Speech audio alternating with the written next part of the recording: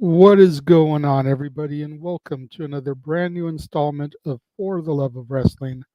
I, of course, am your host, the Renegade of Wrestling, JJ Williams. Happy Friday. Hope everybody is having a good evening today. We're not going to waste any time. We're going to get right into Smackdown.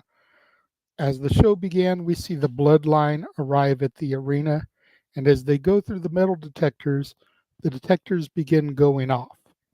Tamatanga Tangaloa Jacob Fatu.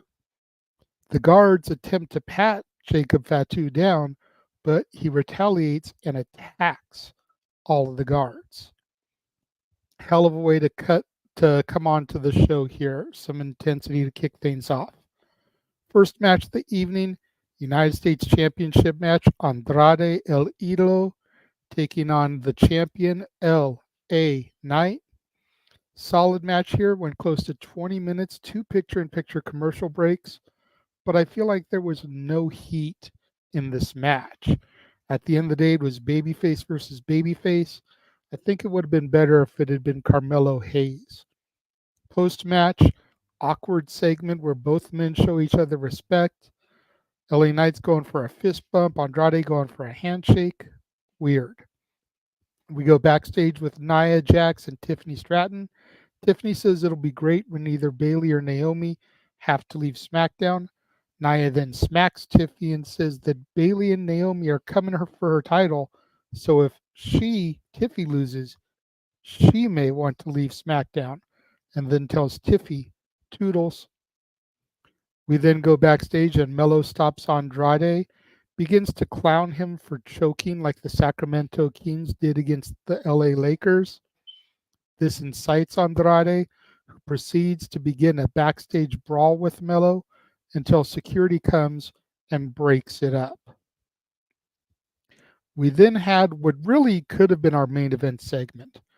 Roman Reigns and Cody Rhodes face to face at Georgia Tech. Cody, of course, was born in Roman, and Roman's alma mater is Georgia Tech, making this a special meeting for both men.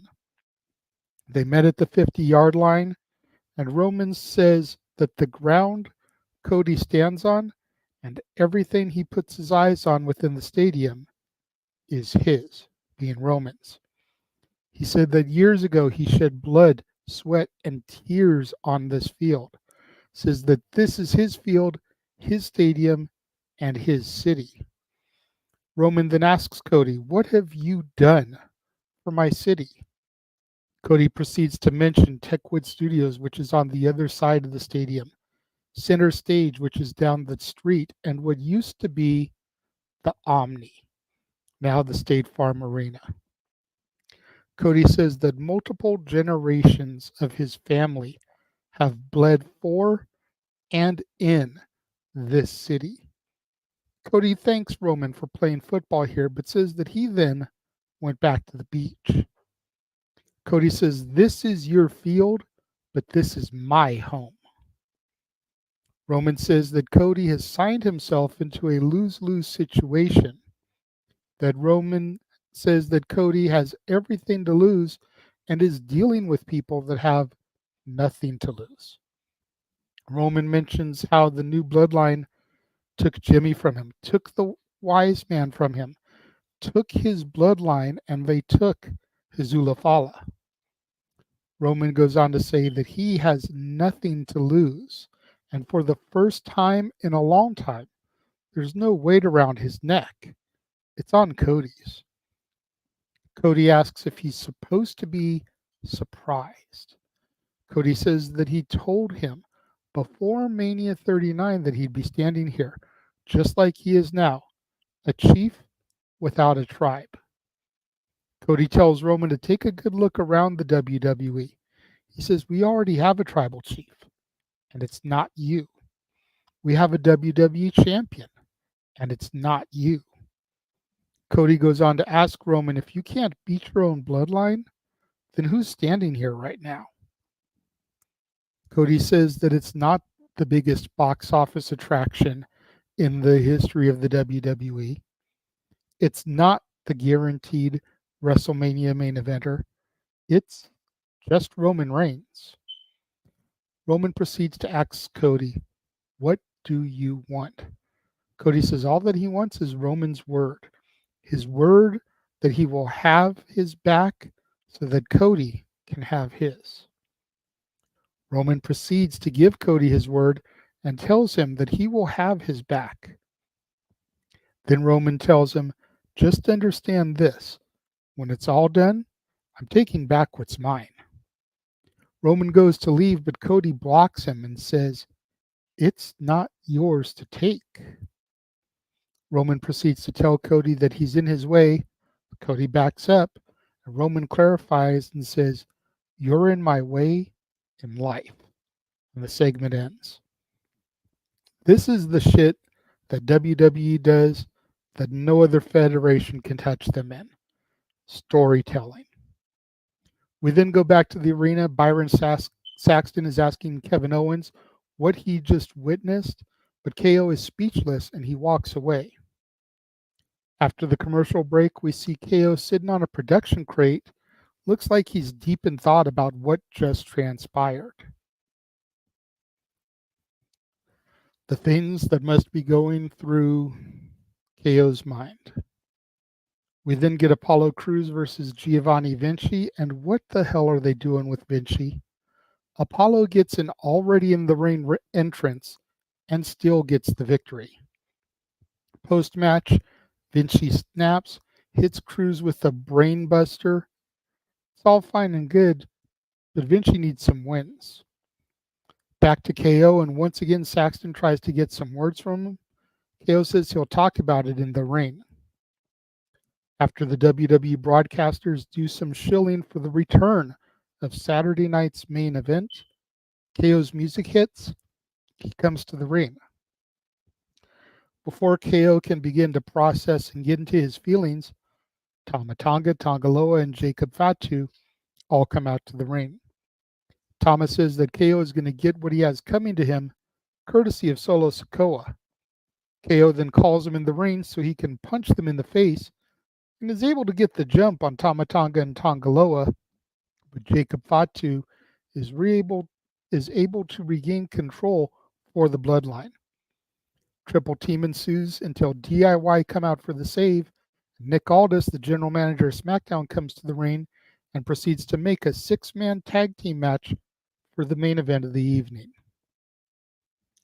We then get Bayley and Naomi backstage, and they don't seem to be on the same page. Both women want to get the victory so that both women could be the number one contender. Could there be some trouble with the babyface team? We'll find out here momentarily as it's time for our Tornado Tag Team match. Nia Jax and Tiffany Stratton versus Bayley and Naomi. Fantastic match that saw Bayley and Naomi break up each other's pinfalls a couple of times, but they both got the pinfall at Nia at the same time. Who will get the title opportunity? We'll find out later in the evening. We get a video of Chelsea Green training to fight Mia Yim in a dumpster match. Pure comedy gold. Thank you, Chelsea Green. Bayley and Naomi backstage with Nick Aldis, and Aldis says there can only be one contender. So next week it'll be Bayley versus Naomi to see who will face Nia at Bad Blood. Main event time.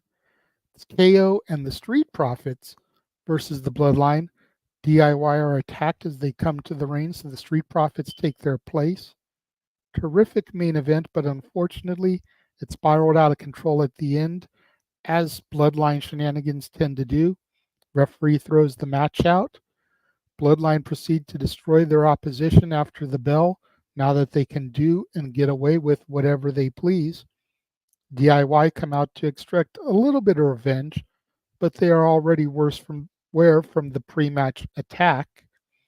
Cody Rhodes, the American Nightmare, then comes out in order to help KO help fight off the Bloodline. After it's all said and done, Cody's KO is teasing that he may crack Cody with the steel chair, but he drops it and awkwardly hugs Cody Rhodes as SmackDown goes off the air.